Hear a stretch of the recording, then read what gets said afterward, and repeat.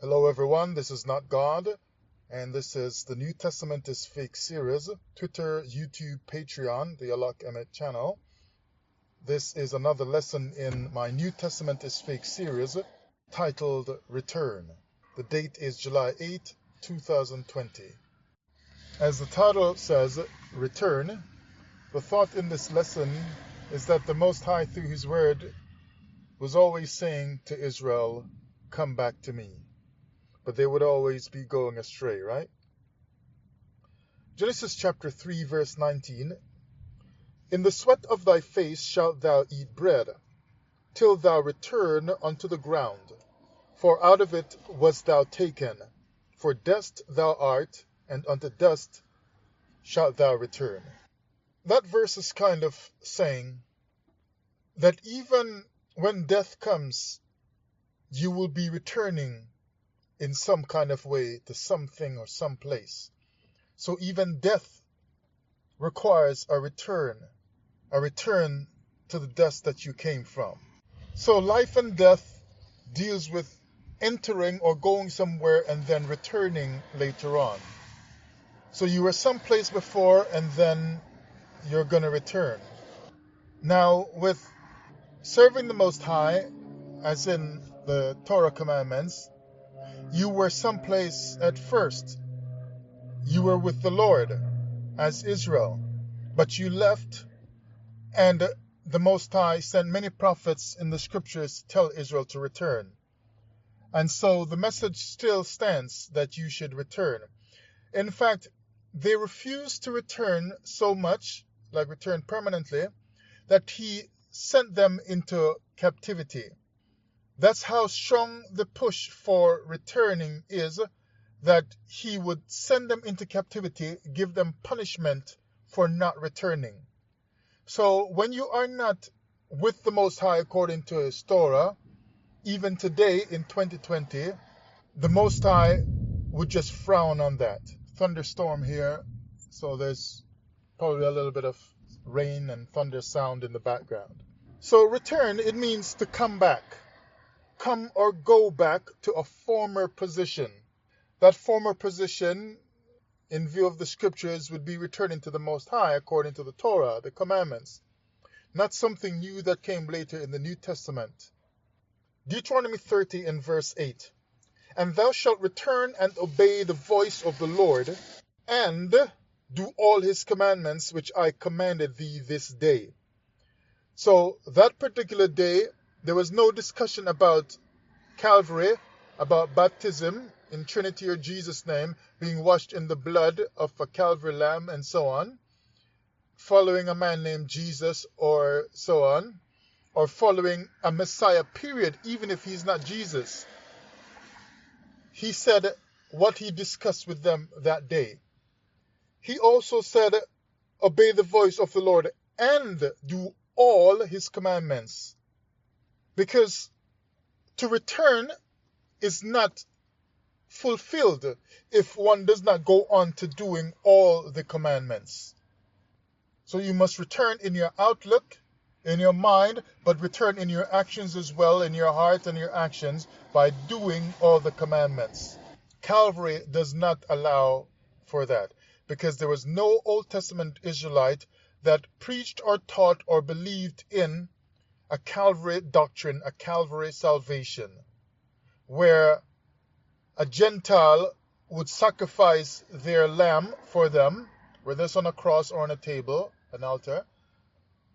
A Gentile would slay their sacrifice for them, the Romans, and then that same Old Testament Israelite, in the time of Elijah and David and Moses and them, would then accept that Gentile sacrifice and be worshiping God from it and teaching their children and so on in their house. No Old Testament Israelite taught or believed a Calvary doctrine. So the New Testament is fake, and the Most High is saying in the scriptures, return. And He said it before Jesus supposedly came. So He's warning you before what you need to do to come back to Him. Numbers 32 and verse 22. And the land be subdued before the Lord, Then afterward ye shall return and be guiltless before the Lord, and before Israel, and his land shall be your possession before the Lord. So the idea is that if you do not return and do all these things, these commandments, the land will not be yours. Is the land yours? Or are you in a land that you are saying is not yours, where you are serving your captivity? Because returning gives you back the land. No wonder, like I've told you in my Africa of God series, which I still have more lessons to do. The lessons are already made. It's just time to find time to record them. But I've been teaching that Africa is the Israel that is in the Bible. And so the Most High says return. Now you see Africa putting out push for people to return to Africa, and Africans or blacks who are living elsewhere on the earth are starting to say we need to focus on Africa and so on, and there's big fight over that. But the push is there to return to Africa. Why? Because they are fulfilling the scripture that says you must return to the land, and the land of the Lord is Africa. So he says return. But return here, shub, from the Hebrew H7725, to turn back. Go back, it says, of human relations or spiritual relations. To turn back from God, or from being apostatized, or from apostasy, which I made that New Testament is fake series lesson recently about the apostles, the New Testament apostles, and I showed that the apostles were in apostasy, and so the New Testament stuff is fake. They were in apostasy from Torah. They were revolting from Torah.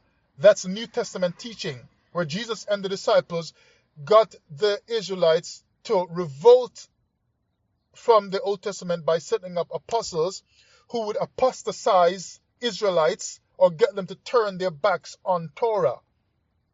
But the Most High is saying, return. So refresh yourselves, return, turn back, which means that if you are believing in Jesus or something else, a 2,000-year-old Messiah, that it's clear from the Torah that they did not believe in and teach and practice. You see, you might hear your teacher say, oh, they prophesied about Messiah, prophesied. Well, I've showed repeatedly in this series, as many people have, that those were not prophecies of Jesus coming. But even so, he says return and do all the commandments, but because in the Old Testament, they were with the Lord at first and were doing all the commandments. It's when they stopped doing all the commandments that they were no longer with the Lord and started doing new commandments or new teachings. But to return and to do all the commandments means they were practicing, they were with the Lord, that is the return. They were with the Lord and they were doing all the commandments, or they were practicing the commandments in real time, live in their lives, before the prophets and before their families, their children and so on, and in the land. They were practicing it.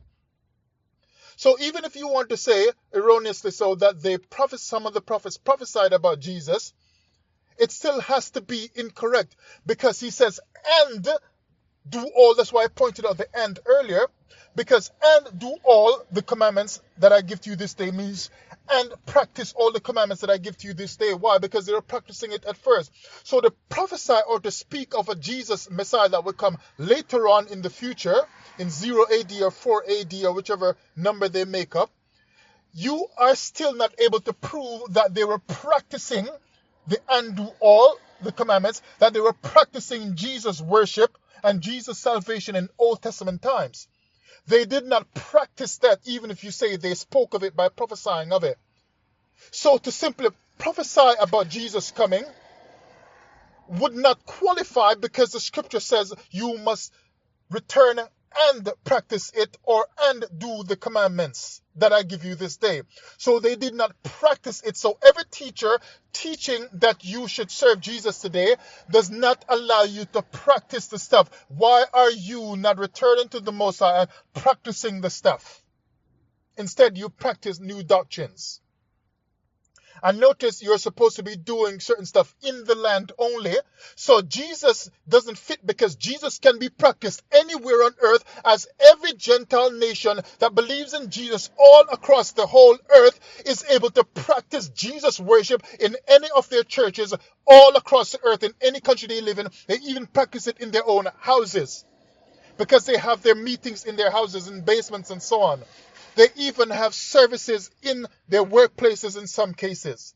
Jesus can be practiced anywhere. It does not fit the instructions of the Most High. But he says, return and practice all that I command you this day. And he never spoke Calvary or Jesus out of his mouth that day. So he says, return though and be guiltless before the Lord. How are you going to be guiltless? By returning and practicing all or doing all the commandments. The New Testament is fake. The Most High says, return. So return causes one to go back in order to restore, to take on a new Jesus that the Israelites originally did not practice before they went into the Roman times, is not to return and restore that which was there in the times of Moses and Obadiah and Micah and so on. That is not, you are not restoring anything, because when Micah lived and Obadiah and all these guys, they were not practicing or teaching a Messiah worship that died on Calvary and supposedly resurrected. So you are not able to return and restore anything. Instead, you are being disobedient to the commandments of the Most High. And so even with your so-called gathering of the 12 tribes in these years, now it's 2020, you are still being disobedient to the Most High, who says, return and do all that I command you this day. The Most High has not sent anyone to wake up the 12 tribes because it cannot fulfill the scriptures that says you should do all. And that all can only be done fully in the land, which is Africa. Return to the Most High.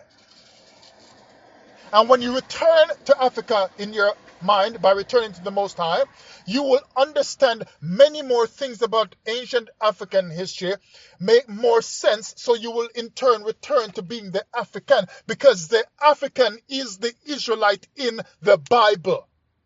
But that's for the Africa of God series, and believe me, I've got lessons planned for that. 2 more I just worked on this week, but it's just time to do the recordings. And then they sit for a month or 2 or 3 until I can get around to editing them. So restore. I just told you return causes one to go back in order to restore. And restore means to build up again, to repair, to renew. You cannot renew Jesus worship because it was not there in the time of Moses. It was not there in the time of Elijah. And Samuel did not teach or believe in Jesus worship. So you cannot restore or renew again a Jesus worship that did not happen and was not practiced in the time of Samuel and name out all the prophets. They did not practice those teachings. They said return to Yahweh or Yah or Yahuwah or whatever you want to use for a pronunciation. That's what they said. Even though that name is wrong as well. But leave it there so that it still flows with the scripture that gets you to return to Israel, according to the Torah, which when you get to that point, you can more easily segue back into your ancient African system. You see, the way was made back to what was, because the Most High said, restore. And so they've gotten you to return. They call it return, but it's really not. They've caused you to return to a Jesus worship, a 2,000-year-old Messiah worship. But here the prophet, a minor prophet now, damaged that teaching that they have today, where they are telling you that you have returned to the Lord when you accept the Messiah. And they mingle it with the Torah, mingled with Jesus in it. Hosea 7 verse 16. They return, but not to the Most High. You see, the Most High prophesied and spoke of it, or let his prophets prophesy, and he spoke of it a long time ago. They return. They have the act of returning. It's like you're an actor. And an actor, they say when you go from the old Greek stuff, the actor and so on, it means like to be a hypocrite because you're playing the part of someone that you're not. So you're playing the part of an ancient Israelite who returned, because they had short bursts where they would return and do right, and then they would sin again and whatever, right? So you are being told that you have returned, but you're worshiping this 2,000-year-old cross Messiah. But it says they have returned, but not to the Most High. So you've done some kind of returning, but just not to the Most High. They are like a deceitful bow with princes. Just like the Most High said, it is not to me that you offered sacrifice in the wilderness all these 40 years, but you offered it to Moloch, your god Chemosh. So you seem to have turned to some kind of god in the wilderness with your animal sacrifices, but it was not to me, the Most High saying, because I never asked you for sacrifices by cutting up animals and slaying them and killing animals when I am giving you life. It's the same way here. He's saying, you have not returned because it is not unto me that you have turned. To return is to or to do something again. To do a turn again. Just like in the past where you turned to me, even though you were back into sinning. That's the same way I want you to turn back to me, but this time stop the sinning, stop the transgressing, stop believing these false doctrines. They return, but not to the Most High. They are like a deceitful bow. Their princes shall fall by the sword, which happened in slavery and so on and other times, for the rage of their tongue. This shall be their derision in the land of Egypt, the universal, worldwide Egyptian bondage that we are now in, that I've told you about. Your derision will be in this Egypt, the manifest destiny Egypt that you're under, the Egyptians that you're under worldwide, where they carved up and split up Africa and so on. Among the Europeans, just like the Most High said, you have split up my land and parted my land. And we thought all along he was talking about parting Israel. No, you're parting Africa among the European nations, because Africa is the land of the Lord, not just a little strip of land called Israel. Return.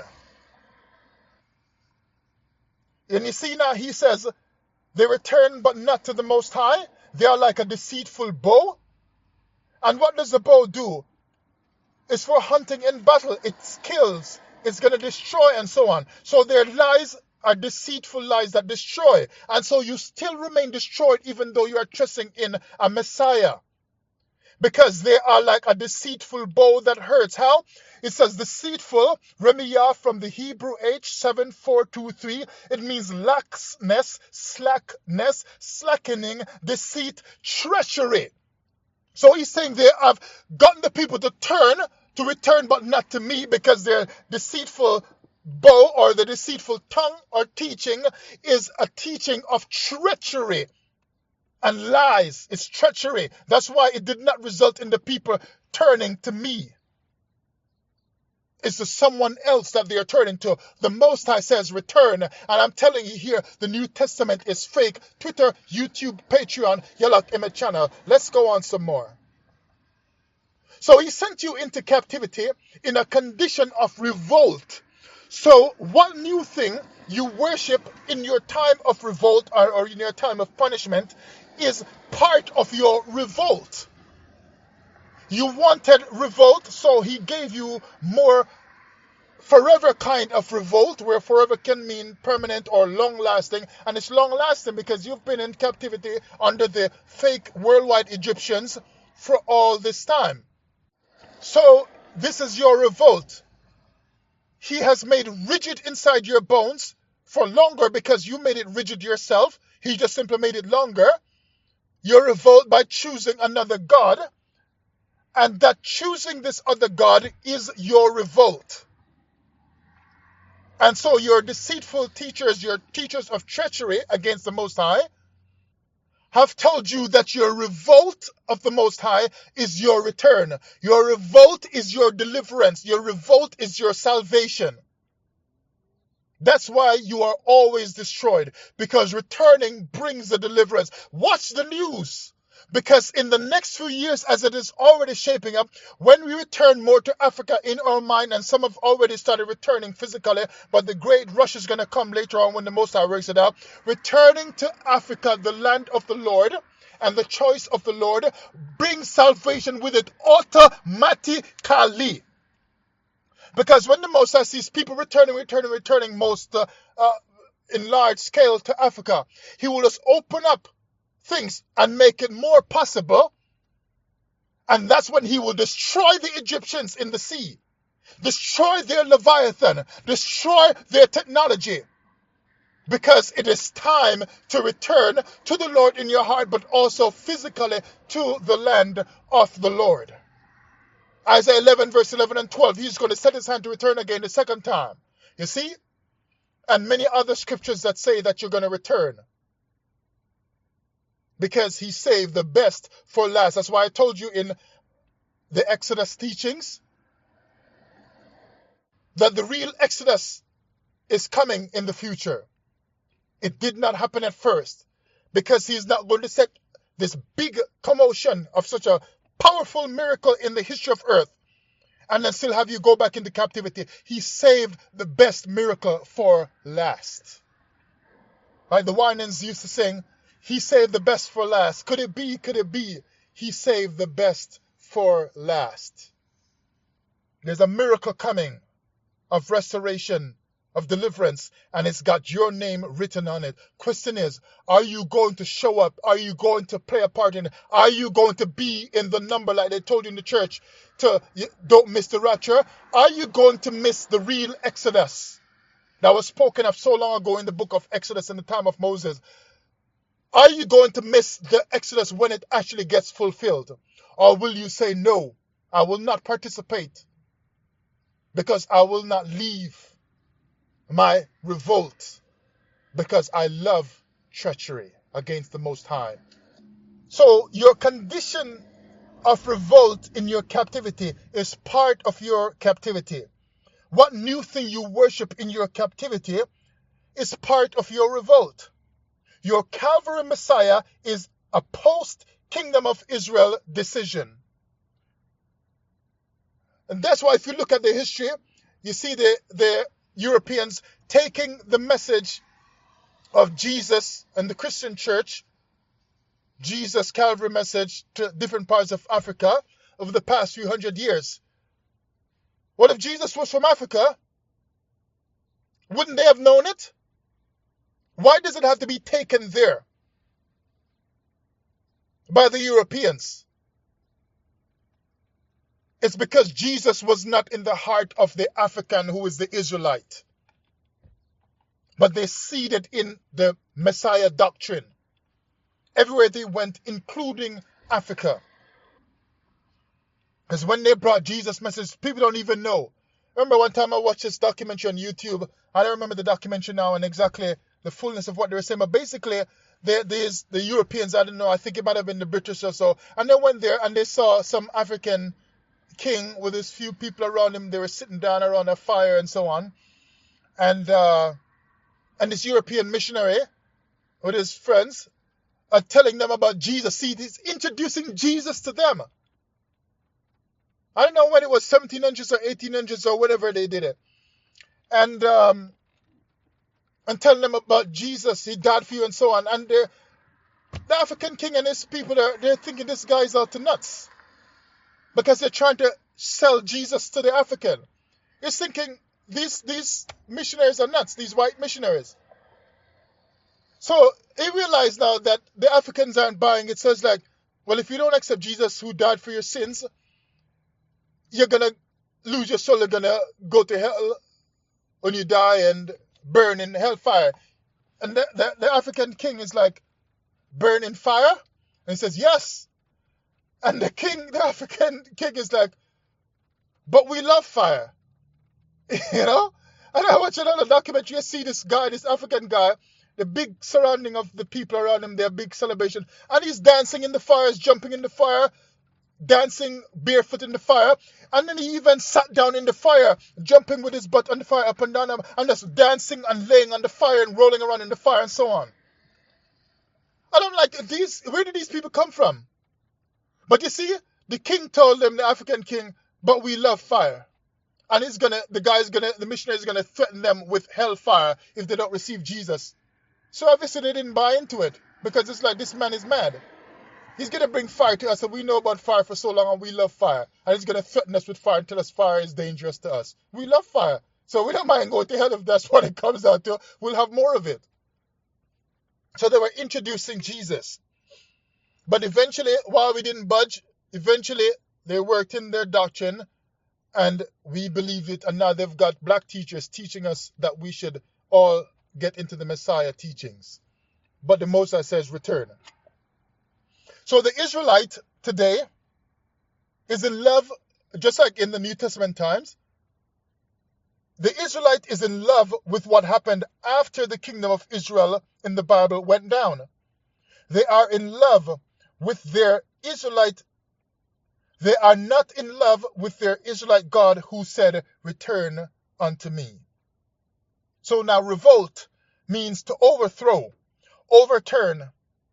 So you must build it up again and restore.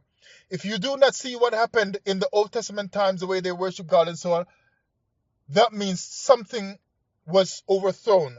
There was a revolt. Something was overturned. You have to build that back up again. Go back to it.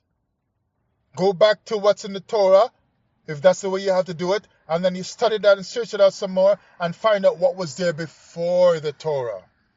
And then I just recently learned as well, teachings that I'm looking into now, this brother online that all these Israelites knew about for years, and when I came into the Israelite stuff from the Christian church, they never mentioned his name once. With such powerful teachings, how can you not mention that? Because they're hiding something.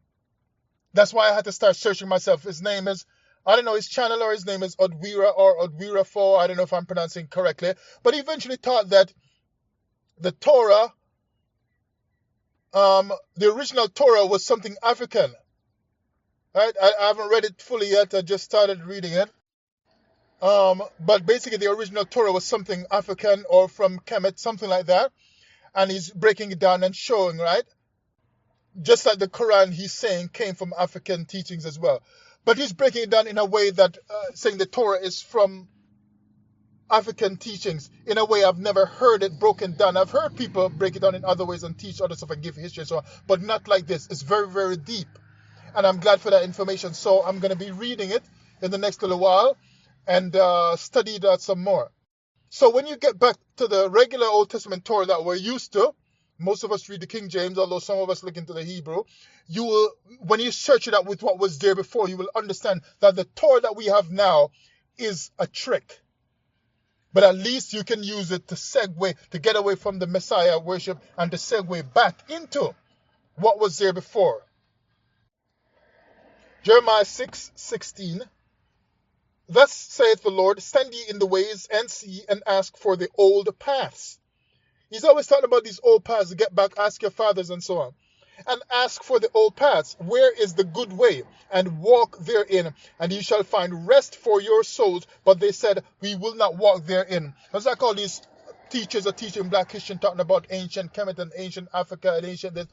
And people are saying, we won't walk into that. We'll stick with the new stuff. But obviously the Most High is saying the old paths. And actually, at the time when he said that in the time of Jeremiah, there wasn't even any Calvary yet. So if he's saying old past, that means Jesus is not even in the mind of instruction when the Most High is saying that to his prophet. And the prophet is speaking it. Jeremiah was not talking about Jesus because Jesus was not known to Jeremiah. So old past could not have been about Jesus when Jeremiah was speaking these stuff. It's later on they added Jesus. So Jesus is a deception. Return. Isaiah 59 verse 13. In transgressing and lying, like the treachery I talked about earlier, the deceitful bow. In transgressing and lying against the Lord, and departing away from our God, speaking oppression and revolt, conceiving and uttering from the heart words of falsehood, which is the teaching of Jesus and Calvary to the biblical New Testament Israelite who is now the modern day 2020 Israelite. See that? And he said revolt, which is here through revolt. They're doing this stuff, revolt. Sarah from H5627 is apostasy, like I talked about earlier. Defection. So he's saying that turning aside, withdrawal. So the Israelite in choosing Calvary has withdrawn themselves from the Most High's teachings in the Torah. They have turned aside from the Most High when he said, do not turn aside and do not go out of the way and so on. And he said, walk therein. And they have defected and they have been guilty of apostasy, which still continues. They have revolted against the Most High. For in transgressing and lying against the Lord, and departing. Can you imagine? You lie about your friend and so on. You tell lies. Somebody set up someone, or you lie because you're trying to get out of something. But you're actually people lying against the Lord. And the biggest lies come from the teachers, because more people hear their voices. Where you just hear about the teaching, you might tell 2 or 3 people every now and then. But they teach the masses on a regular basis.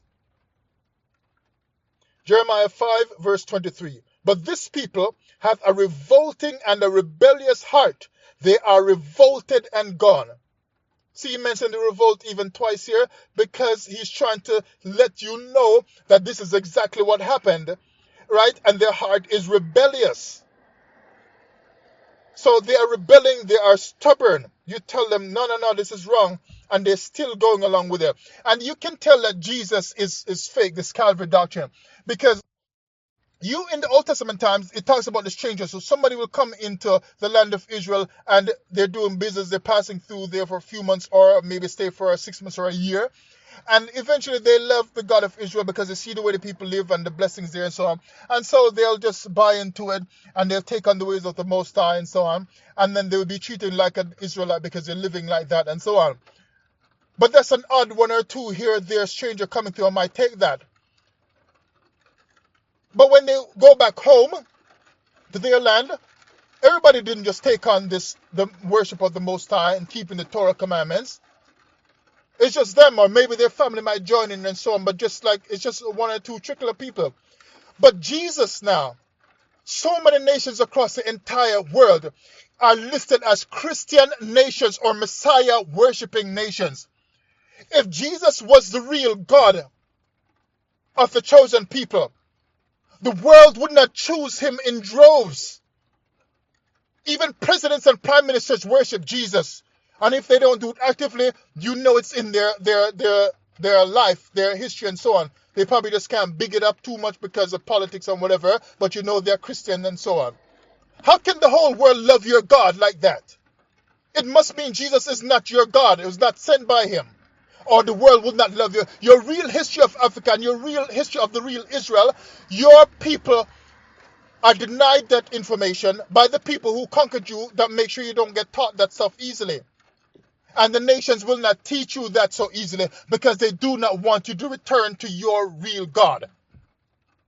So they let you choose another God that they love. That's the Calvary Messiah. If you can't understand that, you should stop reading the Bible, because it is not helping you to reach knowledge, wisdom, and understanding. You are not able to reach wisdom in spiritual things if you can't understand that. And if you can't reach wisdom, how can you say you've been sitting under great teachers for years? See, something is wrong. But if you don't have wisdom, maybe you can't figure that out either.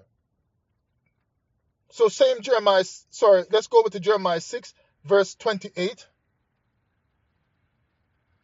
They are all grievous revolters. Grievous, he says, because they're doing this strongly with passion. They are grievous revolters, walking with slanders. They are brass and iron. They are all corrupters. Corrupters means they destroy and corrupt. They ruin, they decay stuff. So they are going down captivity after captivity. The goodness of the Lord is drying up from out of their life, but they are going down anyway. Just like we don't give a damn. Dry up the crop, we don't give a damn. Send GMO stuff after us, we don't give a damn. We're not going to worship you. Because they are revolters. They are corrupters. Last verse here. No, 2 more verses I got. Let's read now Isaiah 31 and verse 6. Turn ye unto him, from whom the children of Israel have deeply revolted. You see how many times the word revolt is coming up from these prophets? Because the prophets were addressing something, apostasy. Or now looking back, you can say the coming of apostolic doctrines, or of the apostle times, the Jesus times, the New Testament times. But he says, turn back because you've deeply revolted. Last verse here from Isaiah chapter 1 and verse 5. Why should ye be stricken any more? Ye will revolt more and more. The whole head is sick, and the whole heart faint. Look at your people worldwide. Is the whole head sick and the heart faint? Look at what your people did in ancient times. You can't do it now because your head is sick and your heart is faint. And to keep you from healing yourself with the return to the Most High, they get you to turn to something else so that you will remain sick. Your head don't work right and your heart don't work right. He said, return to the Most High. That's what each prophet is saying. Your New Testament revolt is powered by Calvary.